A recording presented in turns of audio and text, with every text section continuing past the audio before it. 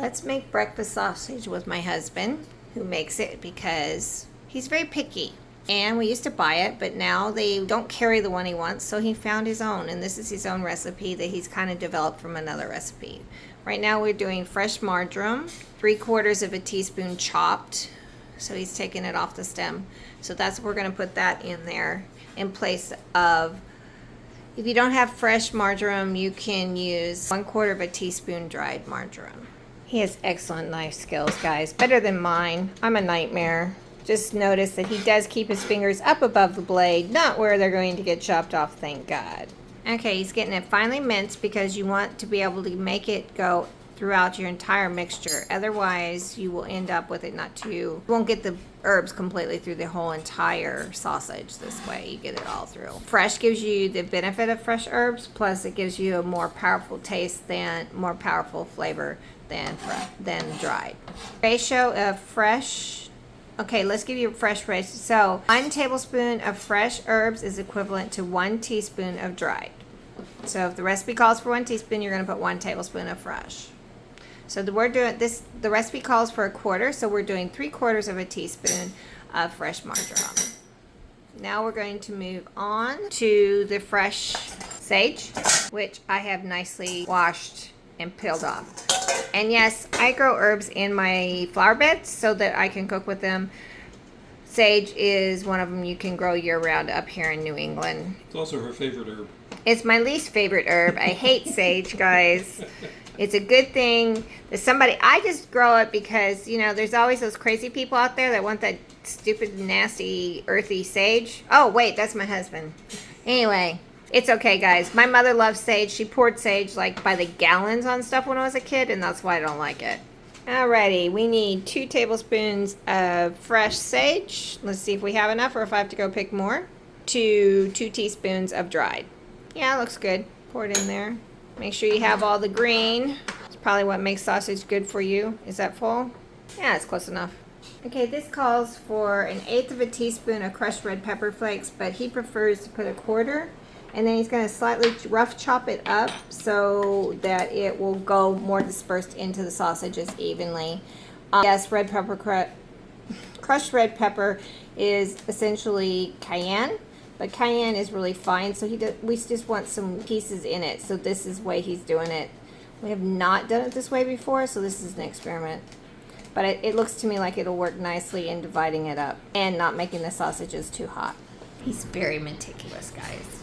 Wear gloves, it's nicer. The fat doesn't get all stuck on your hands, and it's easier to handle the mixing process. So you're gonna put on some gloves first. Let the surgery begin. Okay, for this recipe, you're going to need 2 pounds of meat. He has opted for 1 pound of ground turkey and 1 pound of ground pork. The reason being is it's less grease and it's also better for your cholesterol. So you get the flavor of regular sausage without the full fat content. So you just pour them in. 1 pound of ground. You can get this in your meat market area. Pretty easy. To this, he's going to add 1 teaspoon of pepper. He likes to sprinkle around because it makes it easier to evenly distribute it when he mixes the meat with it. And he's going to add salt, 2 teaspoons of salt total. And yes, guys, I could make this myself for him, but I don't. There's some things that he likes to make himself, and this is one of them, along with his beef jerky and some other stuff. We're going to add our chopped up margarine, which is 3/4 of a teaspoon of fresh or 1/4 of a teaspoon dry. You're going to add your sage, which is 2 tablespoons of fresh or 2 teaspoons of dried, and 1 tablespoon of brown sugar, and the 1/4 teaspoon of chopped up crushed red pepper, which looks like it's going to disperse a lot nicer this time. And he's also going to add 1/8 of a teaspoon of cloves, ground cloves. Not whole, guys, ground. Make sure they're ground. Calls for a pinch, so I'm getting a little shy. It calls for, yes, it's a pinch, so he's just going to shy on it. It's just, that's fine. If you like cloves in your meat, then it will be good. Now you want to mix it completely. This is highly important. You need to mix it in completely. You want it all mixed in. You notice how he kind of turns his hand so he makes sure that he gets all the meat off the bottom and all the stuff from the top is getting mixed in. So it's completely distributed so you have even flavor with each sausage that you make. And turning the bowl. And also turning the bowl as he does it so that everything gets mixed, incorporated completely. If you do not do this, you will end up with spots that either don't have flavoring or no salt or too much. And so it's important to do this. Okay, so now we're to the point where we're going to load his sausage cannon. You can get these on Amazon. And so he's going to load it, and then we're going to show you how to use it. Here. Okay, I stand corrected. This is called a jerky cannon, not a sausage cannon. So if you're looking for them, they're not very expensive. I think they run about $25+ a piece. Not bad, but for what they do. So he's going to load it. Okay. For those of you who think this is clean, it is not. So now he's going to squirt it out here on this wax paper and this cutting board, which we're going to put in the freezer. You want to freeze it for a little bit before you cut it. Otherwise, it just smashes down before you cut it. So we'll show that later when we cut it and fry it. So these are like, he's making like brown and served sausages with this. You could just make this into patties as well, but I like the brown and served better Yeah. for what I make. He uses them for, he does tater tots and these, and cooks them and puts them in a burrito and makes a breakfast burritos with them in the morning. So that's why he likes the sausages instead of the flat patties. That one? Good. Okay, it's ready to go in the freezer for about 20 to 30 minutes. You don't want it to be solid, but you do want it to be nice and cold. Okay, so they've been frozen, and he is now cutting them, and then he will cook them in here.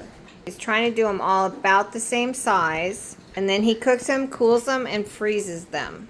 Okay, so we're cooking them until they're brown on all sides. So then we allow them to cool, and we'll freeze them according to, you just put them in a bag by themselves? Yeah, he just puts them in a bag, and then he takes them out of the freezer, and he puts them in the oven with his hash browns, and he heats, that actually is half crowns, right? No. Golden crowns, and he cooks them, and then he makes breakfast burritos for breakfast. So guys, these sausages will knock any sausages, let me tell you. They're better than Johnsonville or any of those other kinds. So you need to make them, and look. I use a thermometer to check them, and I pull them off when they're about 155 because they're going to get cooked further in the oven. Right. So you need to cook them to 155 now, and then you freeze them, and then you cook them the rest of the way to 165 so the meat is done. And this is what they look like before you freeze them.